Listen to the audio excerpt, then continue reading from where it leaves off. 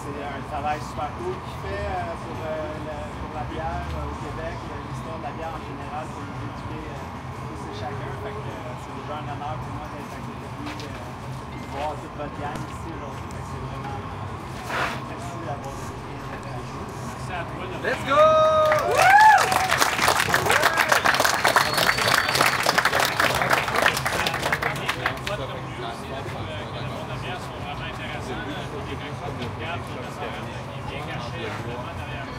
Vraiment que ça reste, tu fais ça aussi quand juste 2 minutes au cas où vous êtes au courant de ce qui se passe aujourd'hui. C'est la première fois au Québec que ça se fait. C'est une des très très rares fois en Amérique du Nord. Ça fait un tour là-bas. C'est une des très très rares fois dans le 19e et 20e siècle de la Amérique. Ce point-là. Donc, profitez-en. Donc, ça c'est beaucoup commun comme méthode au 19e siècle en République tchèque, Bavière, dans ce coin-là. Des lagers, comme vous savez, depuis 1840-42 dans ce coin-là. On peut faire des bières super clean. Mais à l'époque, on travaillait dans le bois. Et comme vous savez peut-être, le bois, avec le temps, il peut y avoir des bactéries, il y a des pores là-dedans, il peut y avoir des levures sauvages qui s'installent, etc.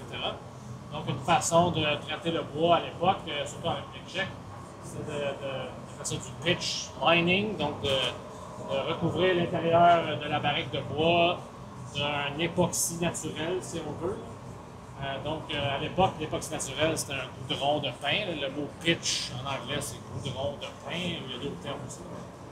Bref, ce qu'Olivier, son partenaire, a fait, c'est un mélange de cire d'abeille puis de résine de conifère. Il y a du pain aussi, oui. On a pris aussi du pain, ouais. On a pris ce qui était disponible. Bio, semble-t-il, sur la facture du fournisseur récoltant de pain, mais j'étais comme des petits pains NGO, des GMO, j'en ai pas vu souvent. Non, c'est ça. Ouais, mais tous des ingrédients naturels. Fait que bref, la pratique vraiment simplifiée à l'extrême, c'est de faire ton goudron. Donc, les penseurs tchèques ils disaient de chauffer ça jusqu'à 200 degrés Celsius. Je ne suis pas sûr qu'ils mesuraient exactement, là.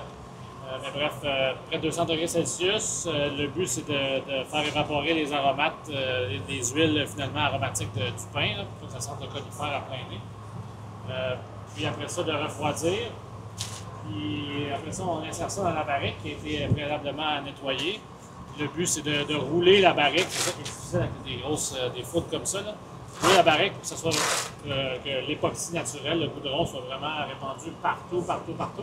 Il ne faut pas qu'il y ait un minuscule dépôt de bactéries dans un coin qui pourrait rendre la lager moins clean.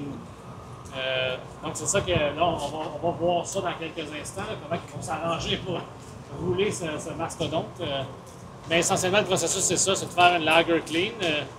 Il y a des gens, si vous commencez à lire là-dessus, il y a des gens qui disent qu'en bout de ligne, le pitch, c'est supposé de rien goûter. Ça va goûter la lager vraiment clean avec le houblon, le malt, c'est tout. But I beg to differ, comme je dis en anglais. C'est sûr qu'à un moment donné, il va y avoir une petite saveur, à mon avis, qui va rester. Là. Ça reste du pain, du goudron de pain.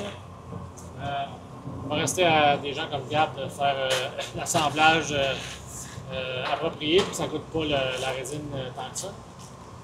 Mais bref, c'est ça. Le but, c'est ça. Puis si vous allez visiter les celliers sous terre chez Pilsner Urquell, ils font encore des bières dans des barriques qui sont enduites de pitch comme ça. Puis si vous avez déjà fait ça, vous allez sûrement remarquer comme moi que quand on boit la bière dans les souterrains chez Pilsner Urquell, c'est comme « Oh my God, ça coûte pas la même chose que Pilsner Urquell. » Là, le guide va vous dire « Ben oui, c'est la même chose. » Donc, c'est pas pareil. Donc on s'attend, on va voir ce que Gab va sortir de ça, mais on s'attend à ce que ce soit une de ces lagers, mais qu'il y ait comme un petit quelque chose d'un je ne sais quoi, un petit peu plus vert. C'est ma prédiction. On va travailler sûrement un peu la recette aussi pour peut-être pour vendre le houblon. Parce que moi, de mon expérience personnelle, il y avait un petit peu plus d'amertume qui sortait. Quand même avec la légère, j'avais une légère amertume. Ouais. Fait que c'est juste de travailler la recette. Il y a peut-être un petit peu moins de houblon. ça donne quelque chose de similaire. Parce qu'il y a des documents historiques qui disent qu'à Pilsen, au 19e siècle, en République tchèque, l'arôme de la ville, c'était le houblon saz puis le pitch de résine. Donc, j'imagine que le client moyen qui buvait la lager là-bas s'attendait à ce que ça goûte la même chose que ça sent partout dans la ville. Là. Donc, On c'est sent ça. là, le pitch. On le sent Ouais, quand ben même. oui. Ça sent. Ouais, on le sent quand même. En tout cas, on verra là, dans quelques mois. Donc, Olivier, qu'est-ce que vous avez fait de légèrement différent le dernier jour?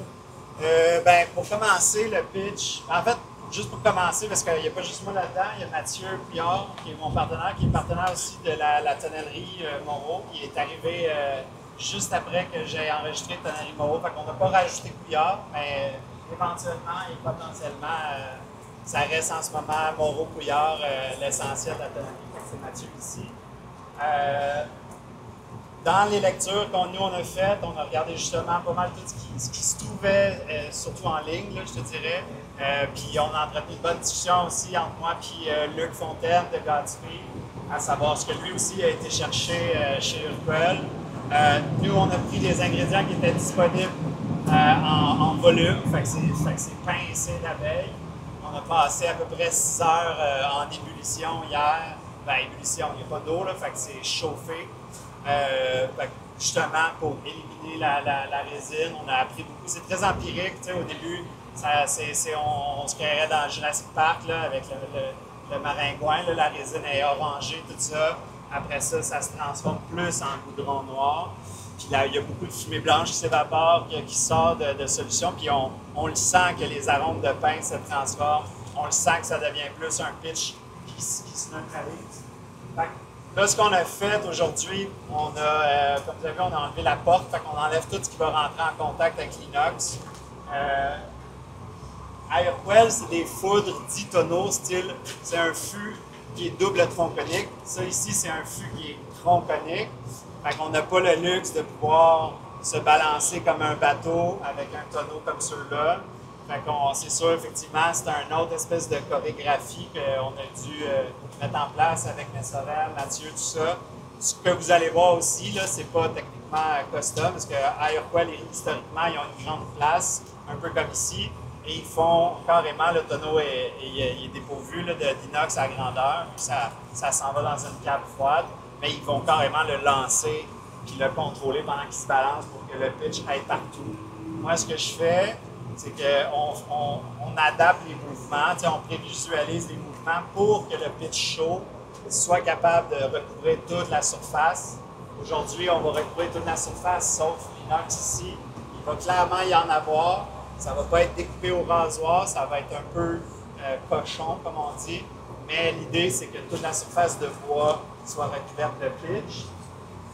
On enlève les pièces d'inox, on préchauffe très, très, très chaud. Là, vous allez, ça semble pas, mais c'est très, très, très chaud. Et en ce moment, ce qu'on fait ici, c'est qu'on assèche et surtout, on augmente la température du bois pour que le pitch, quand je le transfère dans le foudre, il ne commence pas tout de suite à figer et à durcir. En fait, pour qu'il justement ait la possibilité de se promener partout pendant qu'on va faire les mouvements. Donc, c'est pas mal ça. Puis ensuite de ça, ben, la porte va être réinstallée probablement dans 24 heures, 48 heures, là, le temps qu'on fasse un nettoyage. On va relever le foudre debout, pas sur son rack comme tantôt, mais carrément debout. Avec le forklift, on va venir justement le lever pour, encore une fois, faire déplacer le pitch à grandeur. Puis une fois que ça va être fait, on va pouvoir remettre le foudre sur son rack, essayer de vider l'excédent. S'il a de l'excédent, le dimanche, le calcul est fait qu'il n'y a pas d'excédent, mais c'est pas mal ça. Température pièce, Très cool. Ouais. Pardon? température pièce, ça va. À température pièce, ça devient dur comme de l'obsidium. Ça devient dur comme de la glace. Ouais, exact. Ça devient dur comme de la glace, mais comme il y a de la cire, c'est pas brittle, c'est pas cassant. Fait que ça reste quand même une surface assez dure. Fait qu'après, mettons, point de vue utilisation, nous, on déconseille les brasseurs d'utiliser de l'eau chaude. Il faut travailler plus à l'ancienne. Fait Pour certains qui se rappellent, on essaie d'utiliser des agents chimiques plus naturels comme de l'acide citrique, mais on travaille surtout avec de l'eau froide. La branche ici est recouverte de pitch. Tu peux la passer. Ça peut être un bâton de parole aussi. Mais bref, c'est ça. La technique de travail, on ne fait pas de la fermentation là-dedans, on fait vraiment de la lagerisation. On nettoie à l'eau froide. Nous, on commence à implémenter l'acide citrique, mais dès que tu utilises de l'eau chaude, une erreur qu'un pionnier a faite justement, qui nous a permis de le refaire, c'est fou, mais il a utilisé une eau un peu trop chaude, puis tout son pitch s'est ramassé au fond. Erreur coûteuse, mais tout le monde a appris, puis si vous allez à Toronto, les bières de Godspeed sont excellentes. Je pense que ça vaut. Combien de temps ça prend à s'éviter dans le process que vous avez? Ça va prendre peut-être 1 heure ou 2. Okay. De toute façon, on va travailler à découvert aujourd'hui, exceptionnellement à cause de la forme du fût. Fait que vous allez pouvoir, quand on va fini de danser, vous allez pouvoir, puis qu'on va avoir relevé le foudre, on pourra peut-être mettre une échelle, puis si vous allez voir, vous allez pouvoir constater le résultat. Nous aussi, il va falloir qu'on le constate de toute façon.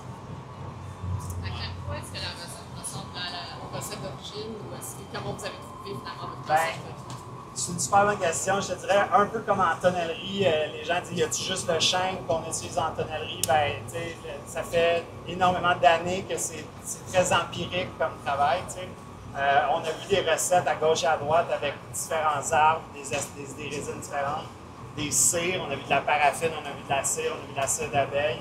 On a vu mélèze, on a vu plein d'affaires. Fait que nous, on a été justement pour ce qui était le plus disponible et qui faisait le plus de sens au niveau texture puis au niveau praticabilité. Fait qu'on a été pour ces 2 ingrédients-là. De même, moi, je pense que c'est plus empirique, défini. Il n'y avait pas tant de science à l'époque que ces techniques-là ont commencé à faire partie de la culture de Tchéquie. C'est ça. Merci pour votre belle folie. Merci Olivier, merci Mathieu, merci Gab, il est rendu Gab. Whatever. J'avais un mot à dire aussi. Gab. J'avais un petit mot à dire. Restaurant, on est connu beaucoup pour nos IPA, nos IPA très houblonnés, même des smoothies, des affaires méga extrêmes. Mais autant on est extrême dans le New Wave, autant on essaie d'être extrême dans l'historique aussi, parce qu'on reconnaît qu'on repose sur on repose sur des épaules de géants. Il y a déjà tellement de travail qui a été fait avant nous, puis on ne veut pas oublier ce travail-là, on veut accepter ce travail-là, le comprendre, le faire, puis continuer à avancer avec ça. C'est ça que j'ai à dire.